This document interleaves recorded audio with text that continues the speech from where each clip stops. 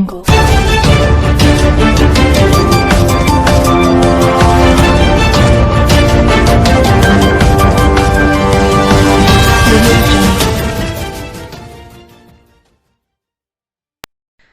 वालेकुम। Asia 41 news के साथ मैं हूं आपकी मेज़बान मुतरबा यूसुफ।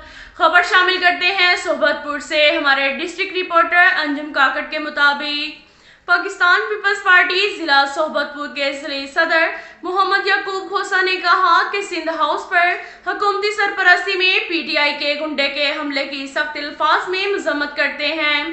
पीटीआई हारी हुई टीम की तरह तसादम की सियासत चाहती है। पीपल्स पार्टी किसी भी सूरत तशद्दुद नहीं करेगी। अपोजिशन अरकान असम्बली के न्याजी हुकूमत के मुतालिक शुबहात दुरुस्त साबित हो रहे हैं। इमरान न्याजी असम्बली में अक्सरियत खोने के बाद हवास बाख्ता हो चुका है। नालायक पीटीआई हुक्मरान जो करेंगे इसी जुबान में इन्हें जवाब दिया जाएगा। अगर किसी रुकन असम्बली को नुकसान पहुंचा तो इसकी जिम्मेदारी इमरान न्याजी और शेख रशीद पर होगी। अब तक के लिए इतना ही काफी है। मिलते हैं अगले बुलेटिन में, हमारे साथ रहिएगा। अल्लाह हाफिज।